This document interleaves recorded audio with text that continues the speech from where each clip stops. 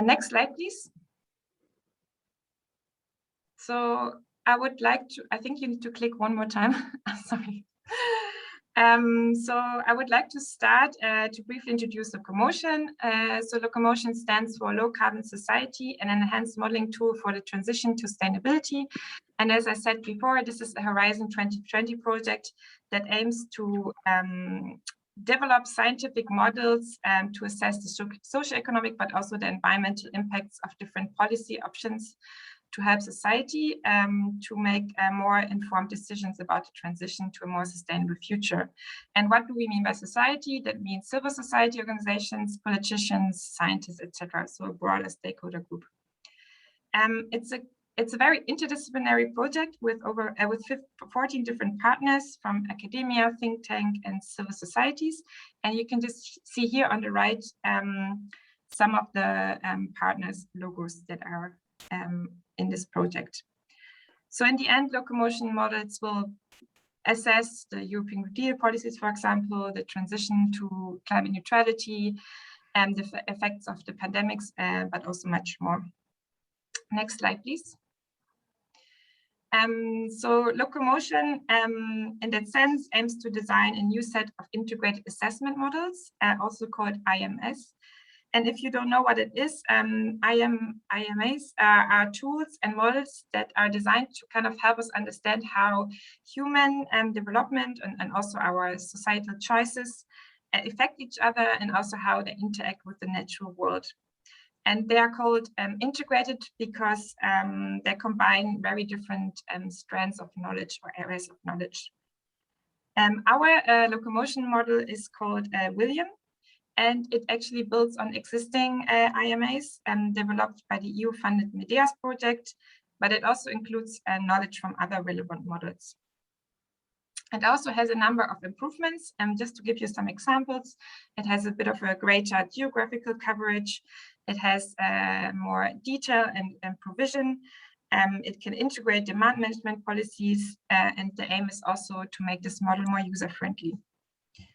We are currently more than halfway in the project. It started in June 2019, and all the research partners are quite very busy at the moment to integrate the different components into one. So we are expecting the first results in November, and we also invite you to, I will post it afterwards, to have a look at or follow our social media channels to keep you updated. That means that the results of the presentation today are based on MEDEAS and other previous models. And I also just wanted to highlight that we are aware, or want to highlight that, yes? Oh, sorry, I heard something. That complex. Oops, I will just. No. Sorry, John, could you mute yourself? Thanks. Yeah, we just wanted to highlight that IMA is, of course, not free of imperfections and limits, because as you might have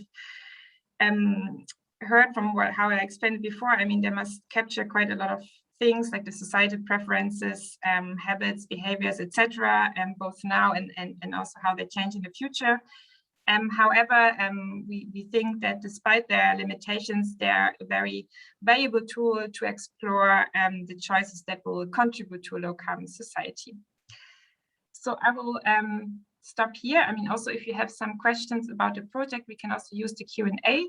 And then I would like to invite our first speaker to start. So Dirk-Jan, please, it's your floor. Yes, hello everyone. Thank you for coming to this LOCOMINAR. So my first presentation is on it's called "There's a Positive, No Space for Error," and it's on the potential land impacts of solar energy. The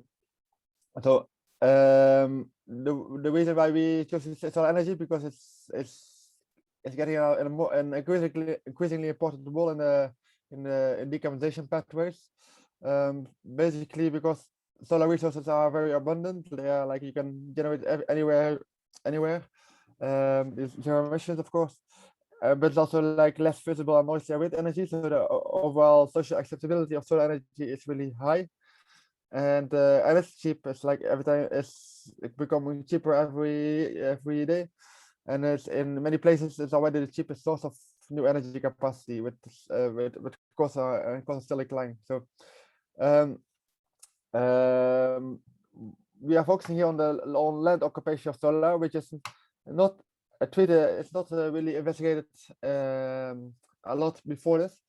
But we see it as a quite an important drawback of solar energy, because solar energy really requires like large amounts of horizontal space, which is quite different than wind energy, which you can easily integrate. For example, in agriculture, solar energy is like you need normally or energy, or solar energy, or agriculture, or another land use. So it's really competes with other land uses.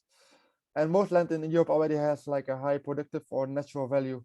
So with more expansion, yeah, you just get more competition with existing land uses, what we are trying to measure. And also like the idea of having all solar rooftops is it's not bad, but it's like it's clearly insufficient to meet energy demands. And also what has been discussed in the past, like to import solar energy on a large scale from Africa. We do this as unrealistic for various reasons, for technical and geopolitical reasons, that we shouldn't expect that this will be a big thing in the future. So that's why we investigated this impact of solar energy on land in Europe. And next slide, please. So this is based on a publication earlier this year in scientific reports on the potential land requirements of and related emissions of solar energy.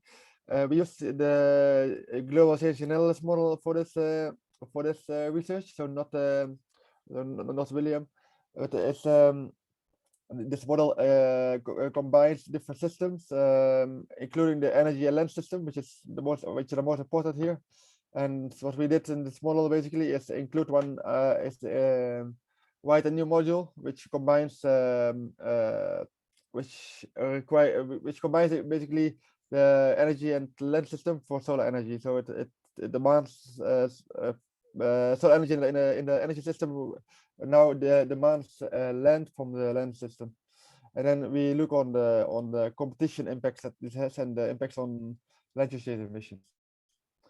So next slide, please. When we look at the results, first looking at land occupation,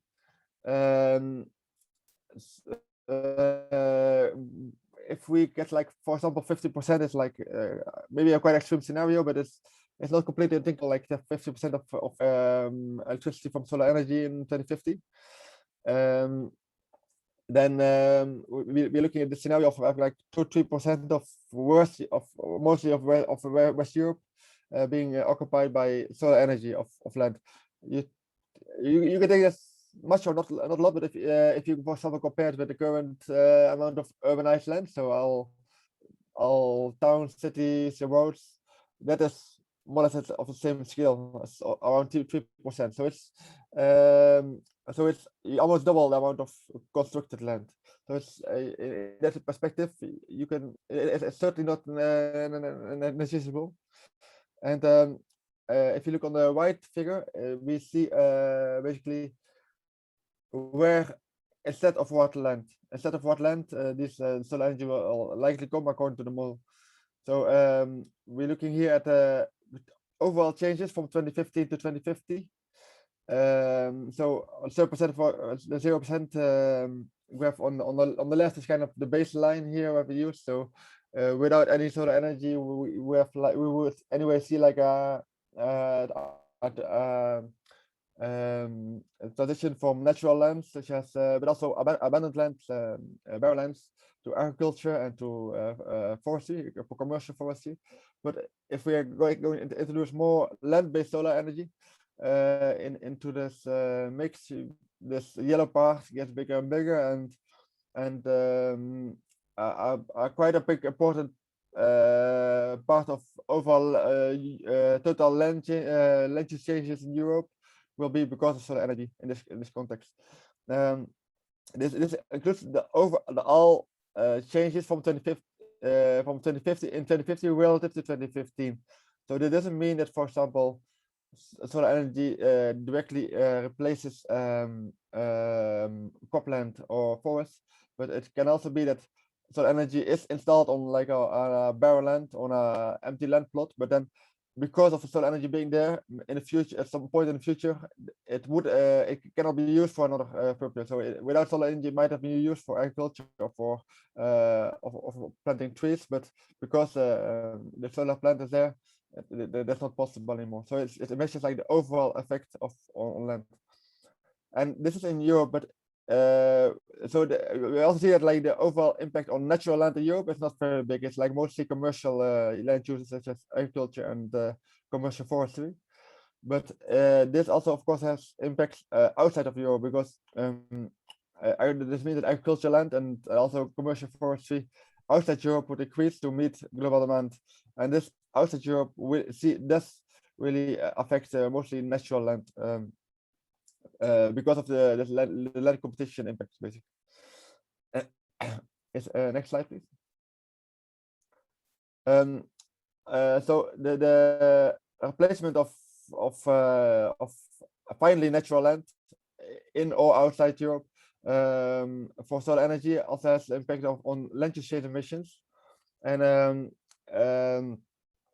we should try to draw here. So we, on a scale from 20 to 80% of penetration, we look at like how many emissions per land use change emissions per kilowatt hour of solar energy generated, and we compare this also with the overall life cycle emissions of PV from non-land-based life cycle emissions, so on the construction and transport of solar panels, basically.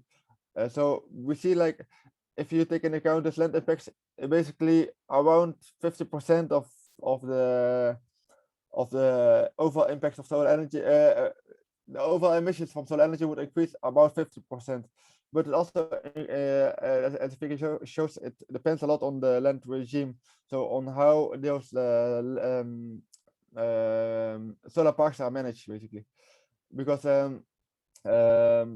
like the most pessimistic scenarios is quite common nowadays, is to permanently clear like any vegetation on a certain land plot.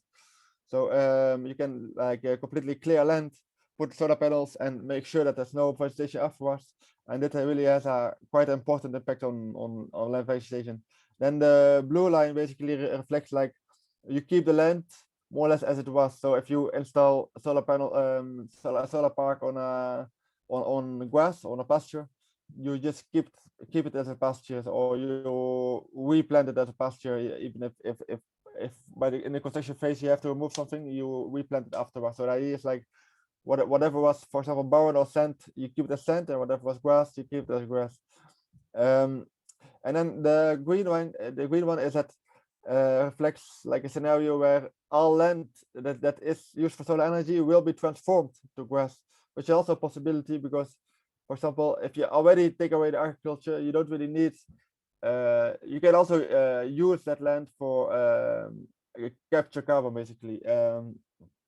So plant grass and manage it as pasture with solar panels on top of it. In that scenario, some of the impacts of the land competition impacts will be offset, because what you basically do is you, while you're transforming land to solar energy, even though you compete with other lands, you also transform this lands to capture more carbon in the soils and vegetation. So there are some different possibilities to kind of manage this transition to solar energy. And just to give some examples to have clear, next slide, please. Yes, for example, this plot kind of shows the permanently clear land option. So you see like a lot of vegetation which is completely cut out for a solar park in Hungary. And in the next figure, you see kind of the opposite, like the green line. Like you have this land plot that may have been even agriculture before, but you plant the solar panels, and you manage it as a pasture. You let even you allow some grazing of small ruminants to maintain the land. So this kind of extreme options, as you see on the figure on the left, have an important impact on the emissions from solar energy, land use emissions. So just to conclude, on the next slide, please. So solar energy in Europe is not without impacts. It may occupy an area as big as total urbanized land nowadays, and it likely displaces natural land within and outside Europe. And also more penetration means more land use emissions for each kilowatt hour. But the context is also important because, for example, if you compare these land use emissions to emissions from natural gas, electricity, it's still a lot lower. So it's like 4 if you manage it good, and it's the penetration is relatively low, 60% if you manage it badly, and the penetration is very high. And also, for example, if we compare to biomass-fired electricity leads to a lot more land use emissions than solar energy. So in a comparative sense, it's better than some alternatives.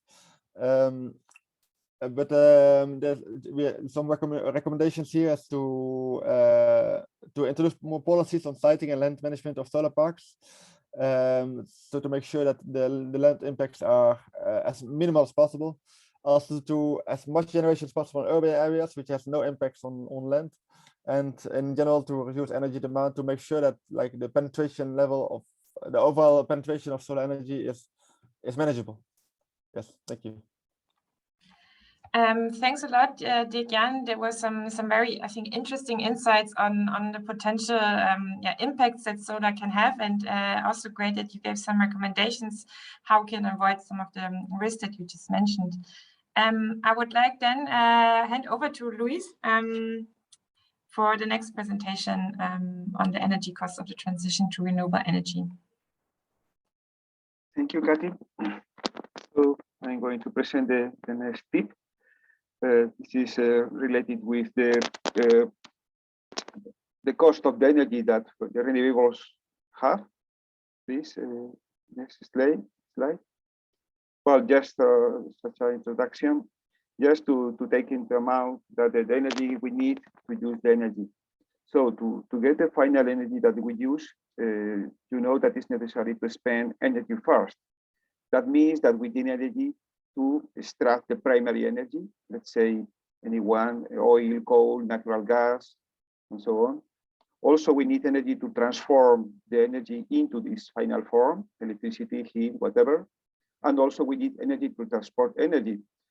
But also the facilities for the production, transformation, and transport of the energy, let's say wind generators, solar panels, thermal power plants, power lines, also require energy for the construction of facilities, materials, some of the materials, you know, copper, aluminum, steel, chromium, manganese, neodymium, and so on. But also the extraction of these minerals also requires energy that increases when the ore grade decreases in the mines. That is something that is happening just now. And also facilities and the materials and so on, and we can continue. So the energy we need to use energy is much more than we, in a simple way, understand. We understand. Please, next slide. So just a very simple example for a specific energy technology. We have usually a time of construction. In this construction time, we need energy during the operational time of any energy facility, let's say a wind farm or thermal central power plant or whatever. We need some energy. Some of the energy is also for self-use in the same power plant. And finally, when the life finish of this facility, we have a time for decommissioning of this power plant, and we will need also some energy for that. So the relation between all the energy we need and the energy we get, that is the energy that we can get to to the final consumer is the net energy. So please, the next slide. In this context, we define that it has been defined the GROI. The GROI is the energy return of energy invested. So this is a ratio between the total energy return between the total energy invested. Just to notice that for most of the energy technologies we know, the estimation of the GROI is quite difficult, and it depends on many factors: the place, the materials, the irradiance, whatever. So it's not so easy to obtain a exact value for the GROI. So mainly we move in a very wide range of values for this GROI. This range may be for large hydropower electricity between 10 and 300, but fossil fuels between 35 and 50, and we decrease for wind offshore, solar photovoltaic, and so on. So just to keep an idea that GROI measures the energy profitability of each energy resource. In global terms, as you can see in this sample, the energy transition leads to an energy mix of lower GROI technologies. You can see that we are trying to reduce fossil fuels, which have a very high GROI, and we are trying to replace with this kind of energy technologies like solar photovoltaic, wind, and so on, that they have a lower GROI. So we are decreasing the global GROI of the technologies. Next slide, please.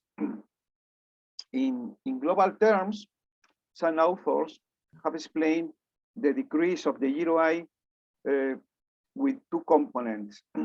The temporal evolution of any kind of energy source over time it can depend on two components.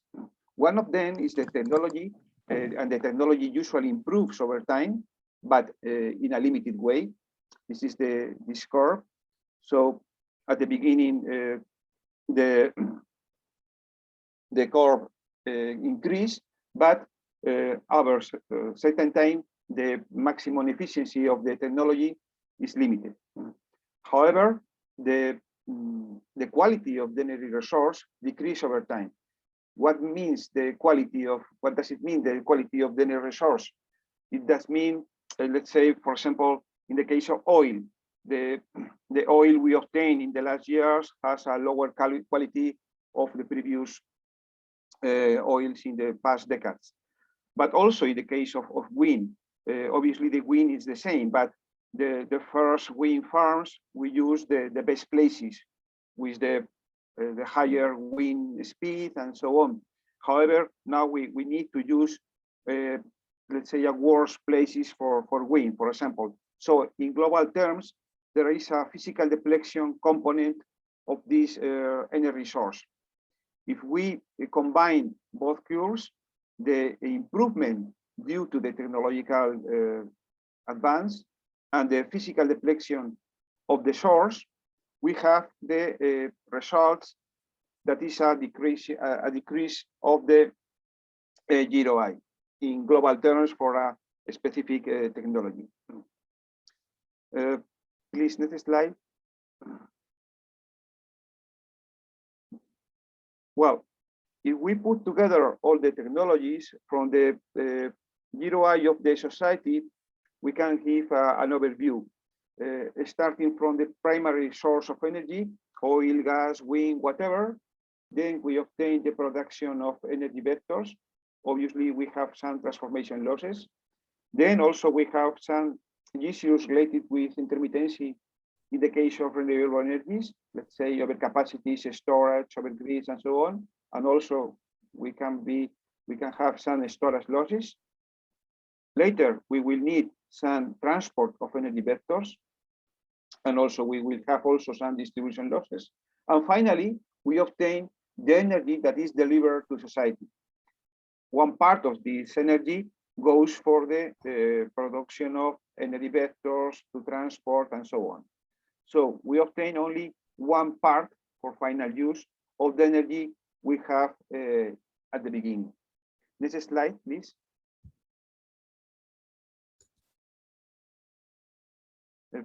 Go ahead. So for this reason, we have been considering what we call dynamic GROI. Dynamic GROI is the evolution of the GROI through time according the transformation of the energy source we are having in this transition period. So in the last decades, we have been, let's say, high GROI. That means that the self-consumption of the energy was more or less low. However, we are going to a new period in the near future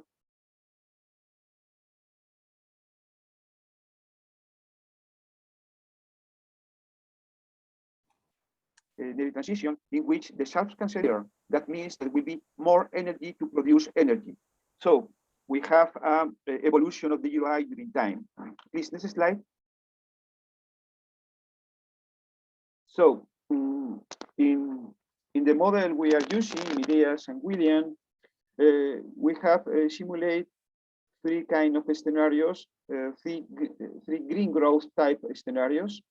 One of them reach 50% of renewables energies by 2060.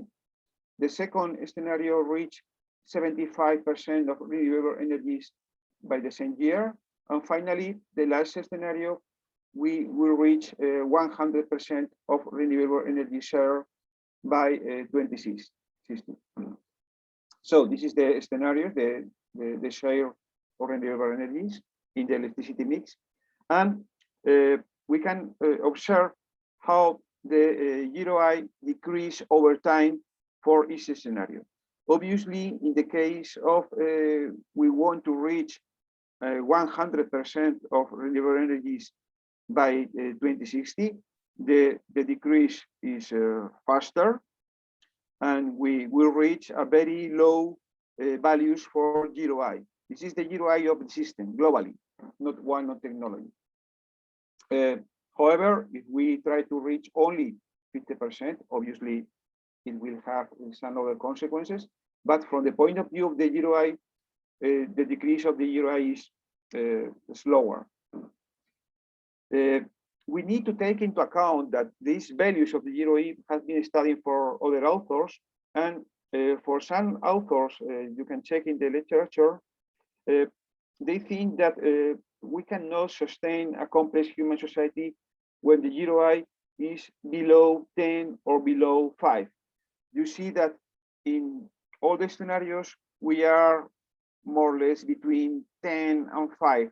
So we are in the limit that some authors have been considered that is the limit to maintain a complex human society.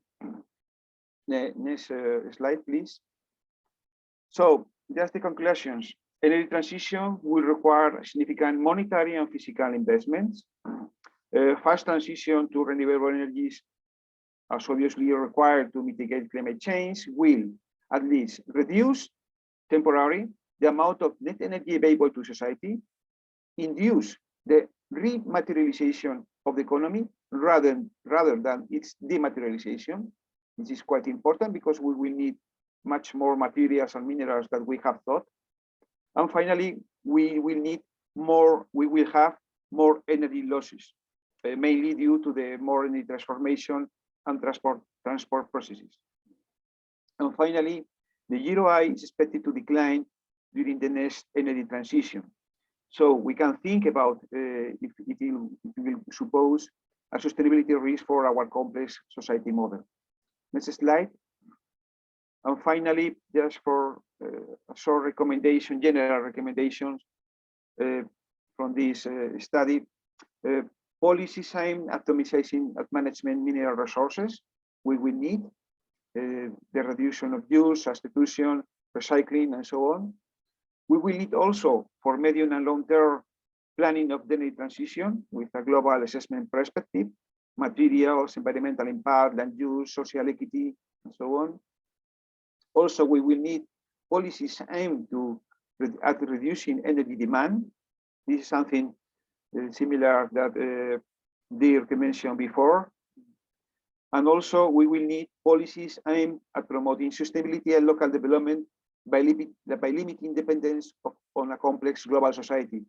That means that we will need to reduce our complexity, trying to promote at local level some of our needs instead to have a global dependence of the world that increase the complexity, transport, and so on, minerals, materials, and products.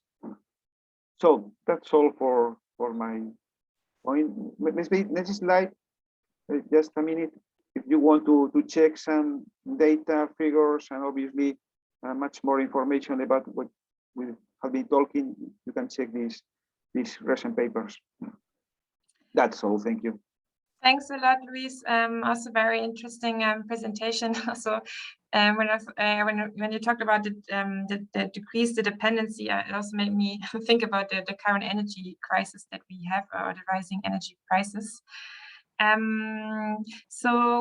With that being said, we will move on to Ignacio, who will talk a bit about electrical vehicles and give us some recommendations and what in the future we have to incorporate here. And just a friendly reminder to our speakers, please stick to the 10 minutes so that we also have some time for questions afterwards. So Ignacio, please. Okay, thank you. Okay, well, good morning, everyone. I am Ignacio de Blas from the University of Valladolid. First of all, I would like to thank to the organizer of this event for helping Science work to reach the institution. This tip 3 is entitled Navigating the Future of Electric Vehicles, and it is based, please next slide, on an article published in the journal Energy Strategy Reviews. This article has been elaborated by the Heads Research Group of the University of Valladolid. This is the link if you want to show. Next slide, please. Okay, in order to contextualize the work and the recommendation to be made, we begin by showing the weight of the transportation sector in the total greenhouse emission. As can be seen in the figure of the left, transport currently accounts for a quota of the European Union's greenhouse gas emission. In 2016, 24% was for transport of the total greenhouse gas emissions, with a percentage very similar to the energy supply.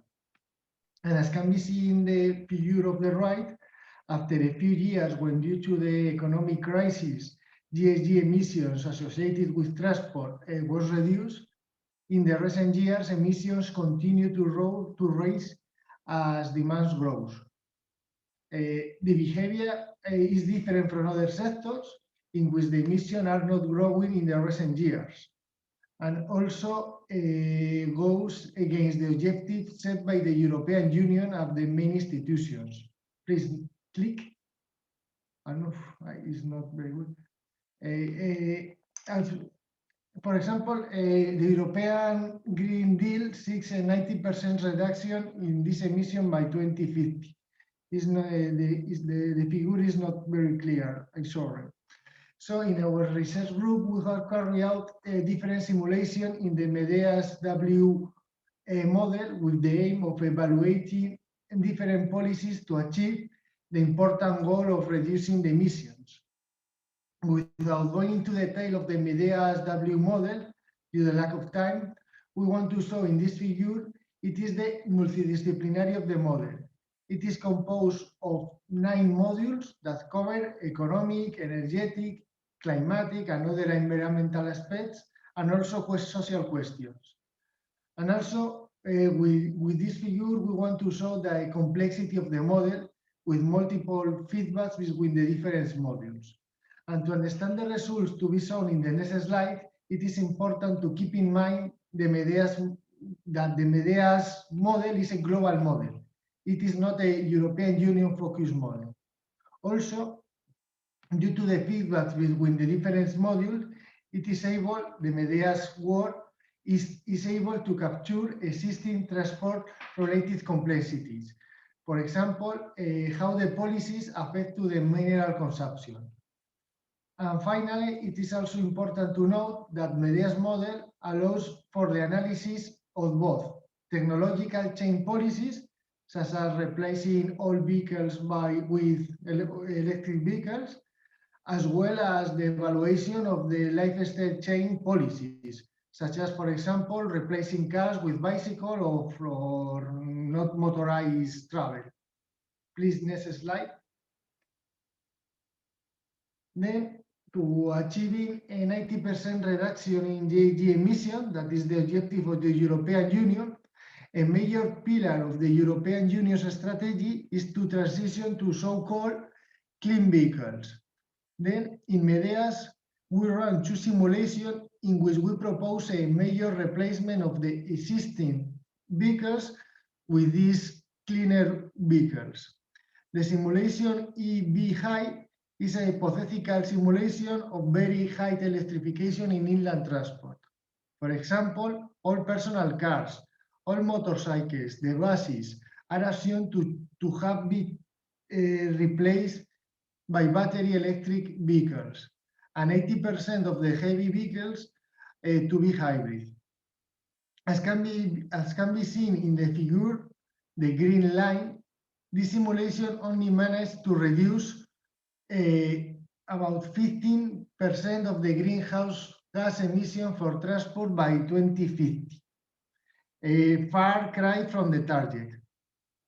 This small reduction is due to the fact that this scenario doesn't change our current mobility patterns. A second, more ambitious scenario is e-bike. This simulation models a radical change in mobility where cars are largely removed in favor of electric motorcycles, bicycles, and non-motorized modes. The results, the line blue in the figure of the left, shows a reduction of about 30% of the emission by 2050. This simulation shows how, despite the changes in our form of mobility, if policies are not established in sectors as freight transport or aviation, emissions continue to fall of the planned targets,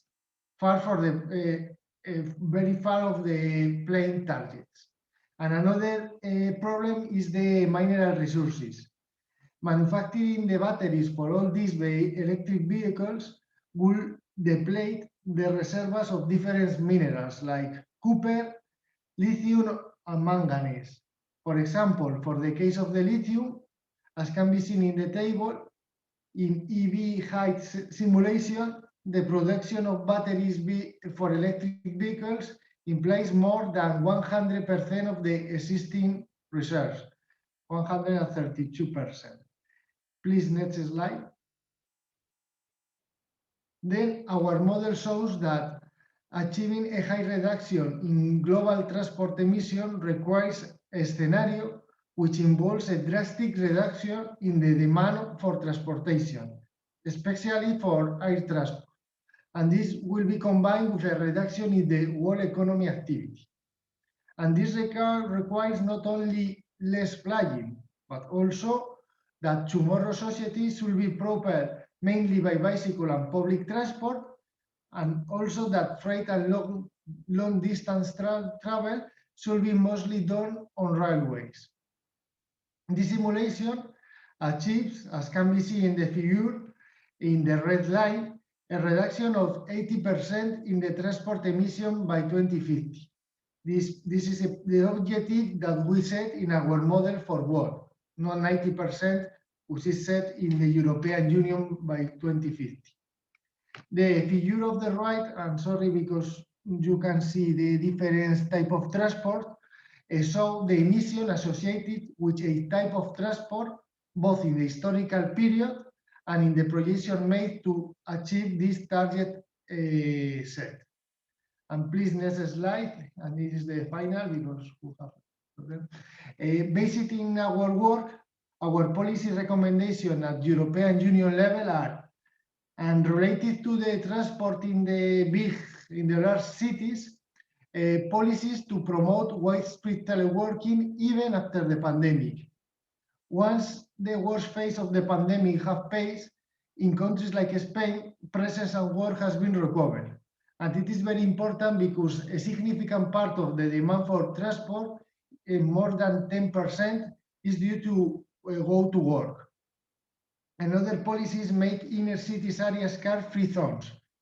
The elimination of cars in the city centers will also improve the air quality and even reduce the temperature of these cities.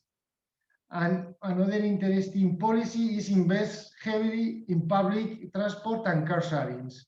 Both policies can reduce the use of private cars in the large cities. And related to freight transportation, one policy could be promote local trade or the domestic trade. A domestic trade within the boundaries of the country of the region. This policy reduces the demand for goods from other parts of the world, which involves reduce the emission related to this transport. And one of the most important recommendations for us is to modernize the railway network and improve the interconnections. At present, rail transport is the most plausible option for transportation goods in a clean, in a green way, since the electric alternatives for freight by road, by air or sea are far from being viable in the next decades, in the coming years. Therefore, a policy to reduce the emission by modernizing the railway network and improving the interconnection, in our opinion, is a feasible policy to reduce the emissions. And finally, related to air transport, which I have said that cause a significant part of, is a cause of a significant part of the emission, two policy recommendations are introduce an EU-wide ban on short-haul flights.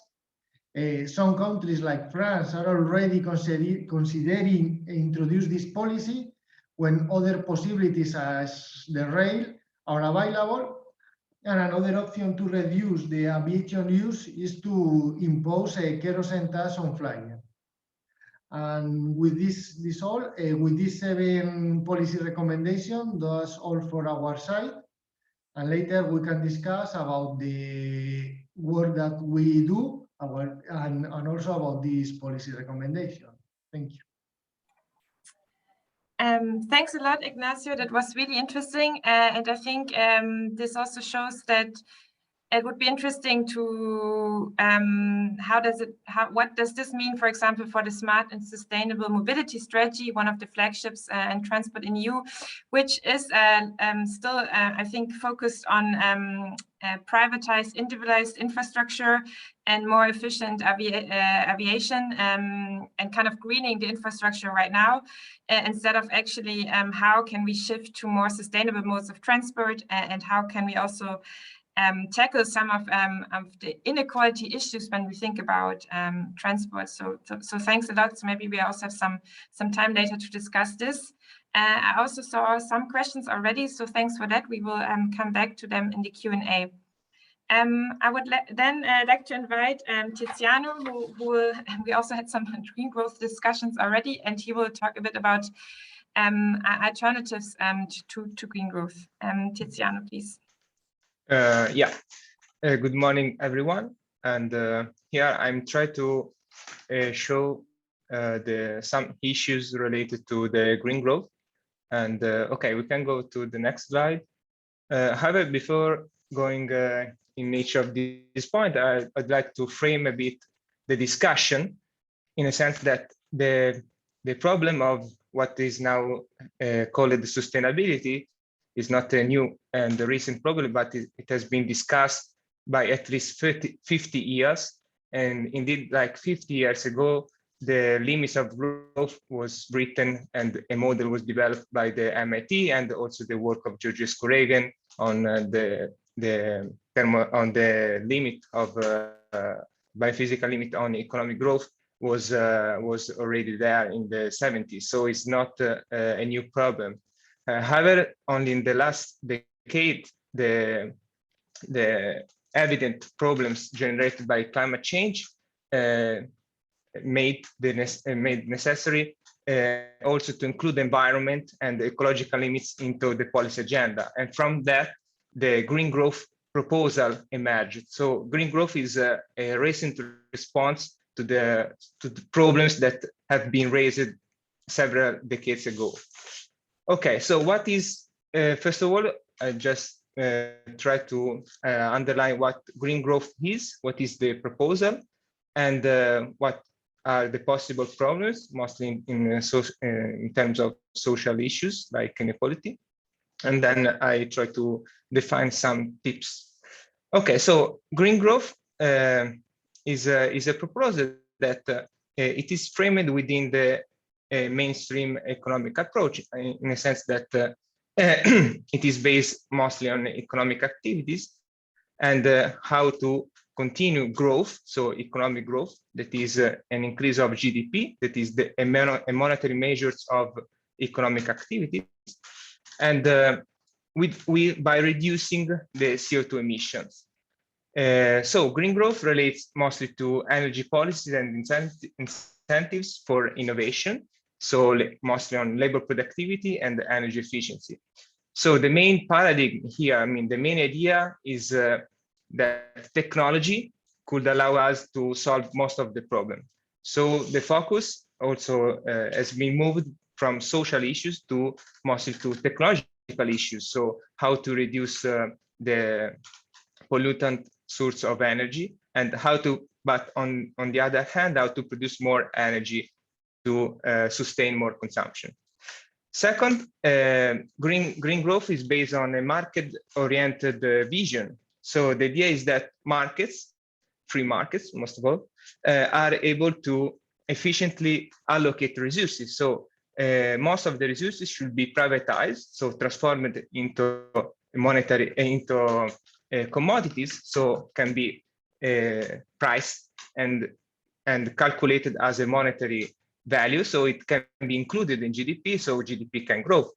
And on the other hand, the idea that free markets could generate the best, the optimal solution, also at a social level, justifies what is called the trickle-down effect.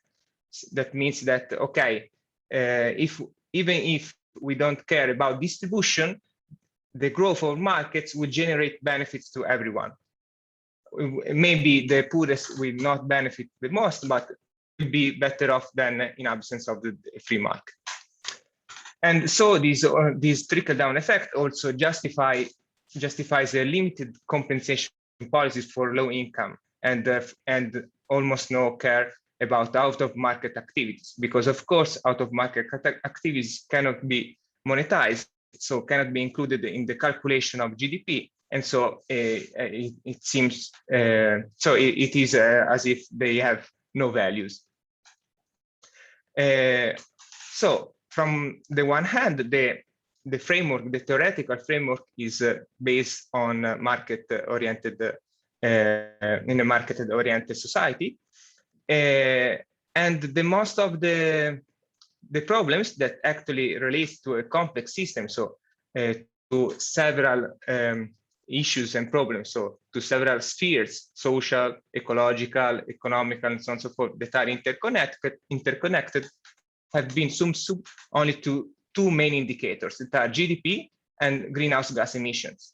And from that, the idea was that the technological progress would have allowed us to have an increase in GDP and a decrease in greenhouse gas emissions.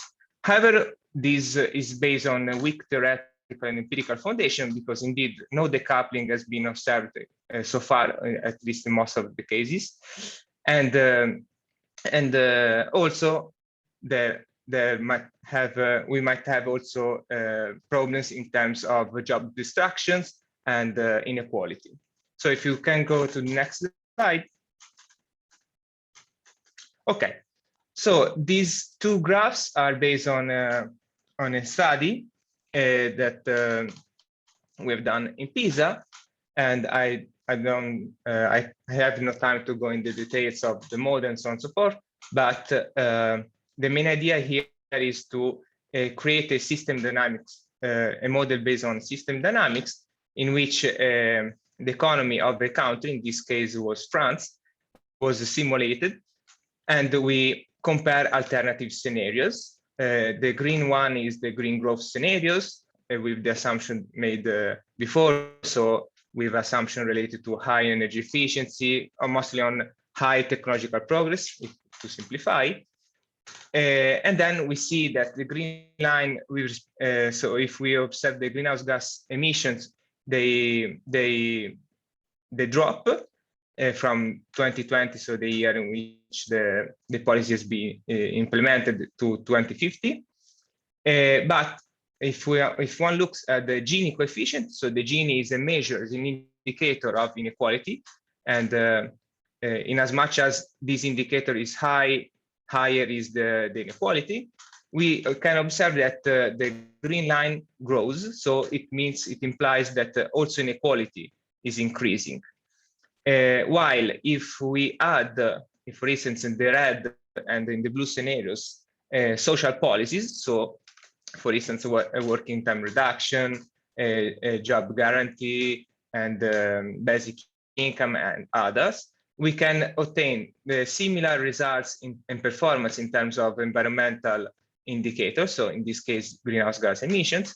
But on the contrary, the inequality can be cut, and so it decreases in both cases. However, I mean, the explanation are not easier, but it is mostly related to the fact that if one includes directly a radical social policy for social intervention, can allow people to get their job and to get also subsidies for lower income people. So in this way, we can balance the increasing inequality generated by green growth. So we can go to the next slide. Okay. So, no, before? Okay, thanks. So among the main messages is that environmental policies alone fail to deliver the alleged societal benefits that can be provided by green growth, because of loss of jobs, so reduction in employment, and because of green growth doesn't care about income distribution. So feasible alternatives to green growth exist and can and should be created.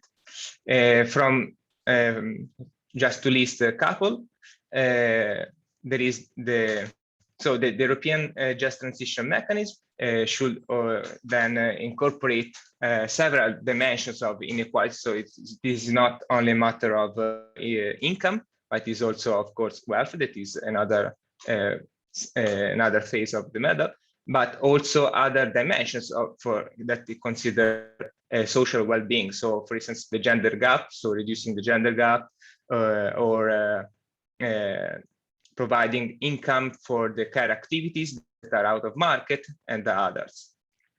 And another important point, as I said at the beginning, is that complex systems require complex decisions. So we have, since we are facing a lot of dimensions, a lot of indicators, and so multiple goals, we cannot get them by a unique technical optimal solution. So one fits all solution doesn't exist, but we need to balance several needs, several goals. So we need that these decisions should be made at social level. So it is not a technical problem, but it is the transition is a social problem. So it's a way. So we also need to agree on what kind of society we want. So just to conclude with a couple of questions, open questions, is when we talk about green growth, we should also ask growth for what and growth for whom. So why we need necessary growth. So why growth should be considered as a goal, and who benefit from growth, sorry. And I want also to conclude by citing the famous economist that is Kenneth Boulding, that in 1973, so almost 60 years ago, said that anyone who believes exponential growth can go on forever in a finite world is either a madman or an economist. Thanks. Thanks a lot, Tiziano. Also nice to end with this quote. And I think, yeah, your presentation, I think, also made clear how we need to think sustainability also more holistically. So it's about environmental, economic, but also social justice. And yeah, how do we actually reframe our policy goals away from constant GDP growth towards maybe other objectives or other well-being objectives for people and for nature. And with that, I would like to then invite Margarita for our last presentation on why carbon removals should not be the first preferable option.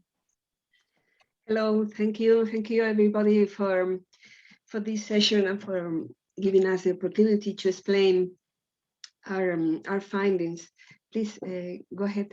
Now I would like to talk about carbon removals, because the European climate law seeks strong reductions of the emissions by dates which are as close as 2030.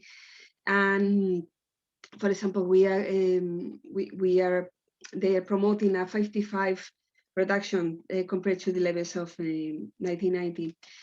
Well, this is a quite important reduction. Please, next. And sometimes, since the saving in energy consumption is not fast enough, some models and some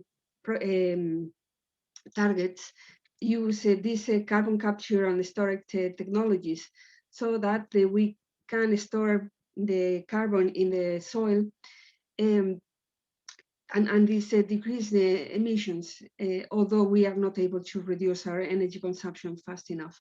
Well, these technologies imply that we get the CO2 emissions from industry or from power generation and dig them into the soil in different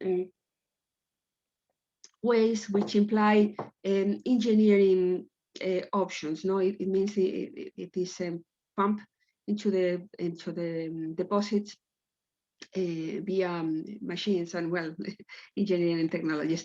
Well, these technologies may be the ones that get the CO2 from the industrial or power plant, or it could be also the ones which are called, please could you go to the next, Kathy?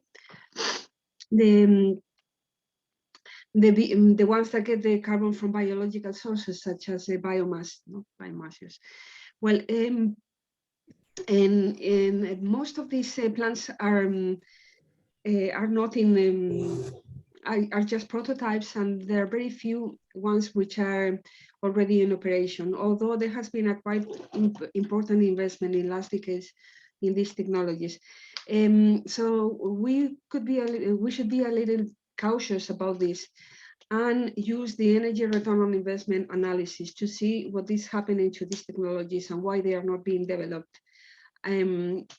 And maybe one of the things that happens is that the construction of these infrastructures requires a large amount of energy, and this makes the energy return on investment of these technologies go down quite importantly.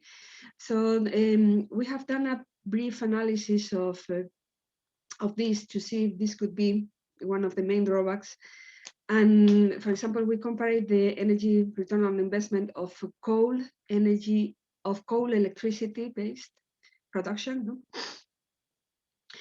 With and without carbon and capture storage. And well, as Luis said, this EROI analysis is comparing the energy obtained from a source with the energy invested into the infrastructures of this energy source. No?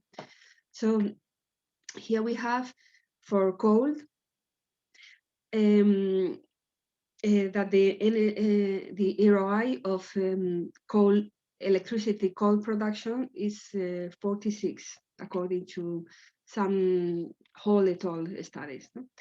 But if we introduce, the ROI, as Luis said, can be calculated in many ways. So we can have the ROI of the energy source itself, or the energy ROI of the energy system, which is a bit wider, or the point of use ROI, which is the ROI calculated with the energy that really reaches the consumer. Well, you can see that the coal goes from 46 to 14 to 30.7 if we calculate the ROI in a wider or in more restricted or in a more wider approach.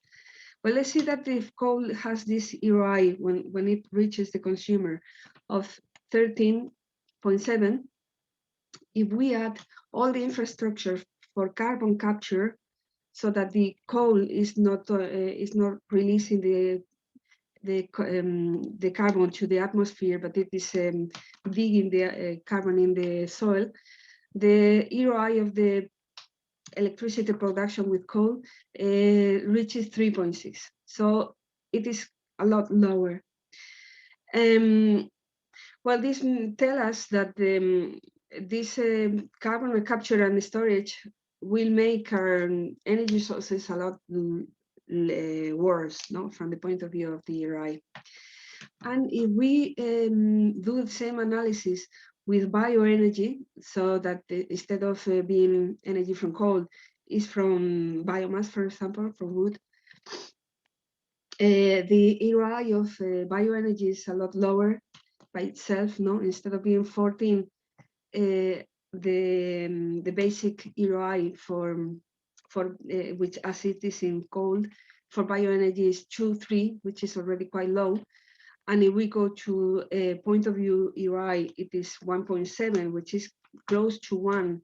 When the ROI reaches 1, we don't have an energy source anymore, because the energy we invest is the same as the energy we get. And when this bioenergy gets carbon capture and storage, then in the point of view energy return, we get an ROI lower than 1. So, well, these are just preliminary results.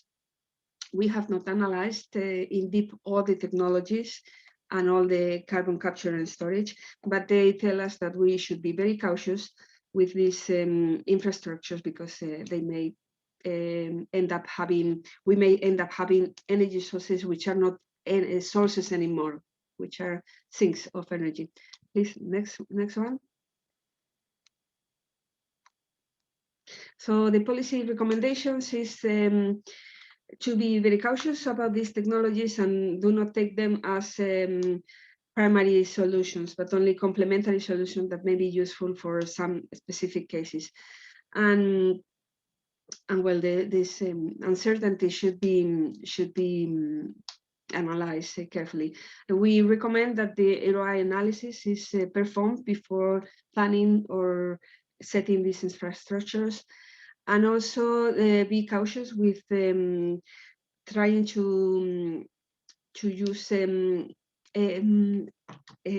biological carbon capture and storage, because they require wood extraction that competes with other uses of biomass and other uses of land.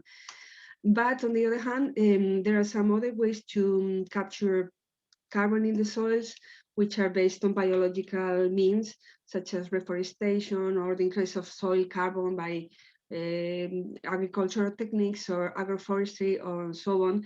And those means of getting carbon in the soils do not compete with other uses of land, and could have very interesting interactions. And of course, they are not limited to these ROI limitations that we described before. Well, thank you very much. This is all from my side. Thanks, Marga. Thanks a lot for your presentation. I think, yeah, now we heard got a lot of input, a lot of different recommendations, which I think would also be very interesting for the COP26 discussions and negotiations.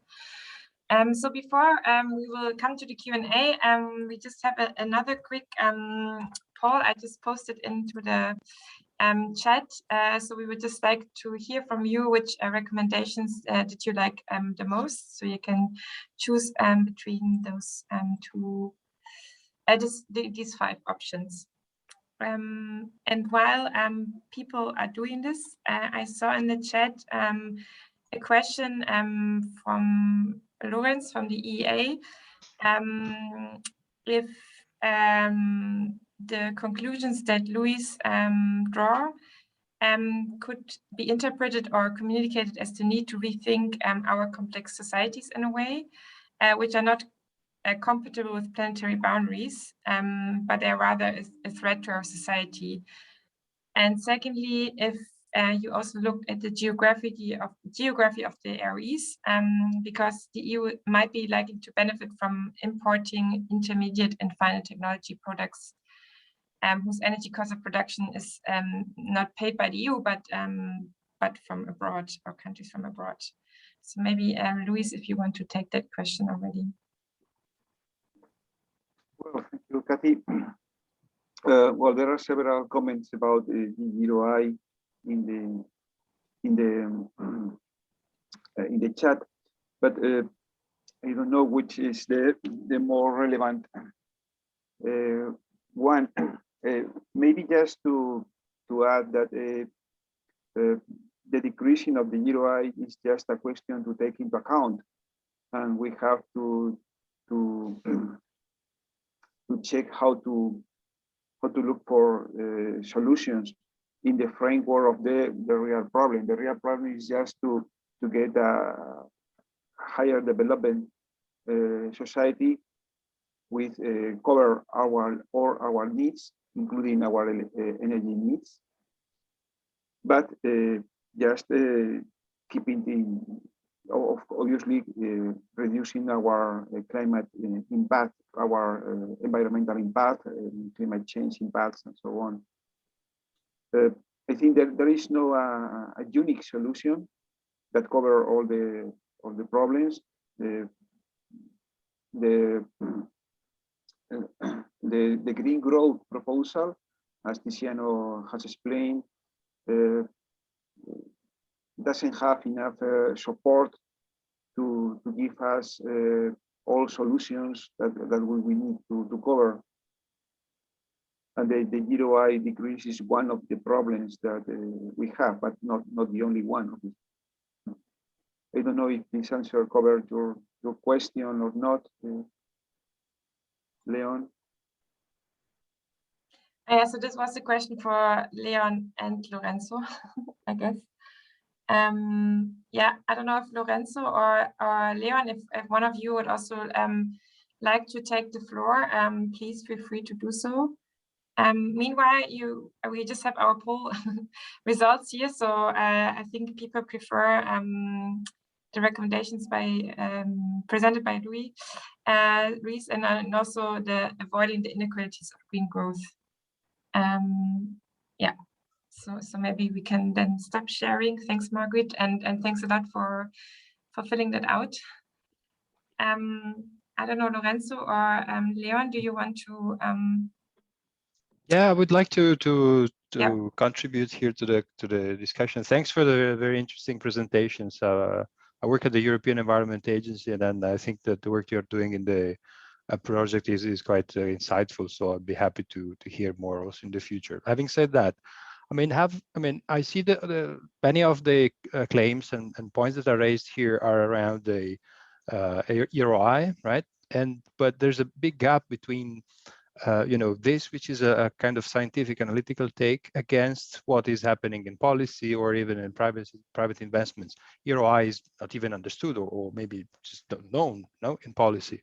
And so I wonder, what do you it's really an open question. What do you see, how could this gap be filled?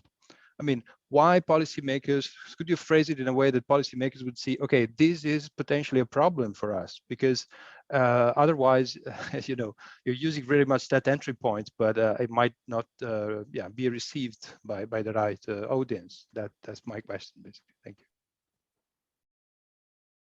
So I don't know if my answer will be enough, but the the proposal is that if we have a serious problem with the energy scarcity, we will need to orient policies to save as much energy as we can on all the components of the energy. So we should we should lead the policies to save as much energy and materials as we can. So that includes probably policies to reduce the energy demand in in all the sectors. I mean, industrial sectors, but also household and behavioral change to look for another development ways in order to save energy. This is let's say the policy proposal. Because energy is very scarce, so we need to do something for that. Thanks, Luis. I think Marga wants to contribute to that. Yeah. Well, hi, Lorenzo. I think it's a very important question, and why not asking the European Union to do an energy analysis, an ERI analysis before giving any money for funding new technologies? No, I think this analysis should be done in order to avoid problems such as the one encountered with biofuels, for example. Before giving subsidies to biofuels, I don't know if somebody did the accounts of ERI correctly, because later we found that biofuels had a very huge environmental impact, and the reduction of emissions was not as expected. No, so and also the ERI and the land occupancy of biofuels is huge. So I would say that the European Union should include this obligation, should ask for an ERI analysis before investing in anything. No? Because it could be stand for some years. No, you can subsidize a technology which has negative energy net energy for some years, but it cannot be held for very long. No? At the end, if something is not profitable from the energy side, will not be profitable from the economic side. Thanks, Marga. Yeah, maybe just also to add, I think this is also just a big aim, of course, also of that project. So we have these results now, but how do we communicate it then to policymakers to make them actually integrated into their policies, and also especially some of the upcoming European Green Deal legislations.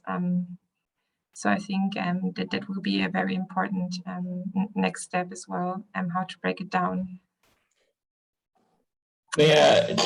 May I intervene? Yes, yeah, Leon, go ahead. Yeah, no, I'm Leon Loser from Jacques Delors Institute, and we are currently starting a new project on sufficiency policies for the European Union. It's called Fulfill. So I'm very much, I think, in line with the need to reduce energy. I'm just wondering, like, how would you explain to a politician, like, the consequences of a low ROE of renewables if, for example, right now the prices of renewables in many countries are the lowest compared to other energy sources like oil or coal.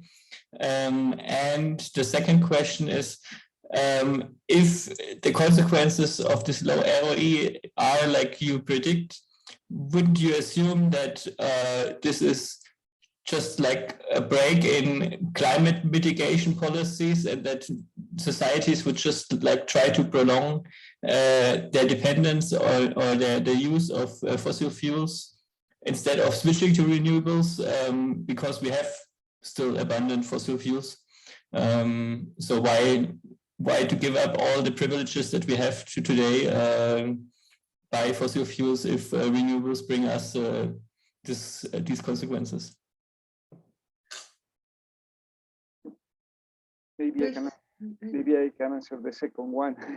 Well, it's a very difficult question. Obviously, we have a trade-off between just to mitigate the climate change impacts, to mitigate the CO2 greenhouse gases emissions, and to have another kind of environmental impacts through the increase of renewables. Obviously, we think that renewables energies are necessary. I don't want to say anything against renewable energies, but we need to take into account the problems that they have. So I don't know exactly which is the best way between both problems, but the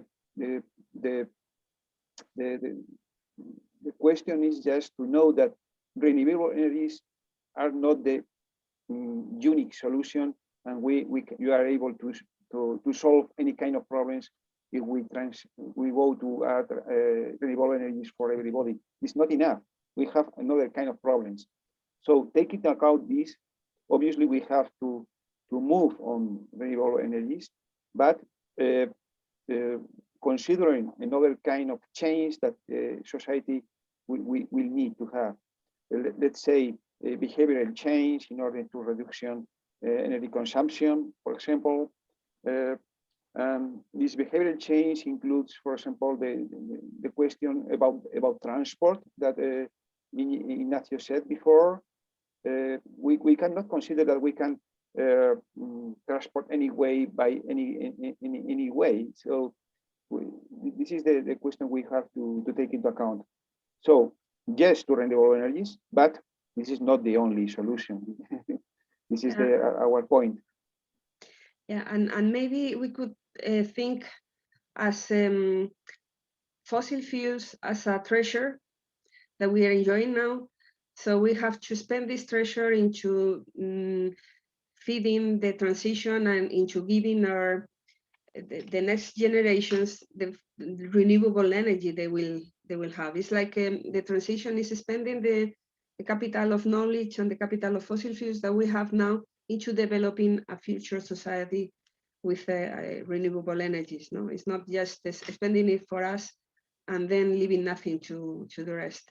And as Luis said, I think that the transition involves a whole technological and societal change from one type of energy to another type of energy. One type of energy shapes a kind of society and a kind of technology. And now our renewable energy is very different from the technical, in many technical aspects. So it will need a different society and different technologies. Yeah, thanks, Marga. I think, I mean, we also have to keep in mind that the current fossil fuel-based system has huge environmental and social costs. So yeah, it's, I think, also about like getting the green transition right, as Luis mentioned, and also just wanted to reiterate the new report from my colleague that he posted in there on overconsumption and myth of green mining, which also reiterates that need that, okay, we cannot just only switch to renewable energies. It's also not possible from a mineral resource perspective, and also social justice. So, I mean, sufficiency policies and how to decrease our energy demand is also, of course, also an important aspect. I think, so we have 4 minutes left, and I think John Lipsch also raised his hand. Do you want to ask the last question today? Yes, I'm from the Netherlands, and as a hardcore chemical engineer who even started his career in the mines, I wonder one thing: why aren't we looking more at nuclear energy? That at least it has a much higher EROI than wind, solar, and the other renewables. That's my question. Luis, do you want to? Marta, you can. Yeah, well, I added some comments in the chat and also gave a link. I'm not, I'm a little older. I'm not so handy with all these screens. So I didn't see you. I didn't see Okay, you. well, maybe I didn't see can you come. recommend you the Medeas project website. And then we have one deliverable, which is 4.1, is the deliverable that explains all the aspects of the model, of the previous model Medeas, where we talked about this. Maybe Katy, maybe you can send the link to John directly, or Yes, well, we can do that. okay, well, Okay, thank you. and well, there are several things with nuclear energy. We realized that we cannot wait for nuclear energy because it may add something, but it cannot be a pillar. Because, for example, the reactors that are now in operation are quite old. Yes. And now they will have to be closed because they are too dangerous to be more than 40 years in operation. So there are not new reactors being built in the world to replace the ones that are going to be shut down in the next decades. And reactors cannot be built in 1 day or in 1 year. They need at least 10 years. They used to need 10 years, but now the reactors that are being built are a lot more slowly because there is no nuclear industry. And so the reactors take a very long time. Plus you have to add the project, and now there are no projects for new reactors in the world to replace the old one. Besides, if you want to replace all the energy in the world with nuclear reactors, you don't have uranium for that. We don't know if we have uranium of good quality to replace present reactors for a second generation of reactors. We are not very sure for that. I hope in locomotion we can end up studying that. We are now doing some studies, but we cannot offer clear results on that because we have to consider the ROI of the nuclear energy as well, which is not that good. It's better than renewables, but it's more or less the same. So if we start depending on uranium of less and less concentration, we lose a lot of ROI. And now the uranium has a lot of energy per unit of mass, but it is very dispersed in the rock. It's only 1% of the rock which is uranium. So if we go to lower quality uranium, the cost of mining will be increased a lot, and then we may get an ROI which is very close to 1. So I don't know, but the uranium is, I mean, the nuclear energy is not that popular, not only because of the dangers, which is something that is clear, no? That the residuals are very dangerous and require a lot of time of storage, and that is also money because the companies have to keep them. But also the companies are not investing very heavily on nuclear, and maybe it's because they don't know how much the good uranium is going to last. So, well, I don't really know. I'm not very sure about this last question, but we don't really see a development in the short term, and the transition has to be fast. So we cannot wait for new things that are not in the horizon right now. Thanks a lot, Marga. So we are 2 minutes over. So John, I hope that was sufficient for an answer. But I will send you the website afterwards. And I also saw yesterday that actually also studies that climate change and warmer temperatures can also actually impact the reactor, so that it's even more likely that there might be accidents and also heavy rainfall. Yes, so I think, I mean, just I think it's a quick summary. I think it became clear. I mean, yeah, we need a transformation of our economies and societies, but just simply greening our current infrastructure with new technologies will not be sufficient enough, I think, to reach the Paris agreements, but also the EU targets. So yeah, challenges ahead. I mean, also big challenges, how do we actually communicate this to policymakers? How do we make them understand, and also civil society, and I think other partners in general. And also, I think, how can we actually shape the narrative? So I think maybe the need for a transition towards a well-being economy might be an entry point here. Yeah, so thanks a lot again. Please stay tuned with our updates. I posted the links before. And feel free to contact us at any time if you have some more questions. Have a good afternoon. Thank you very much. Bye-bye. Bye-bye. Bye. Bye-bye. Thanks. Thank you.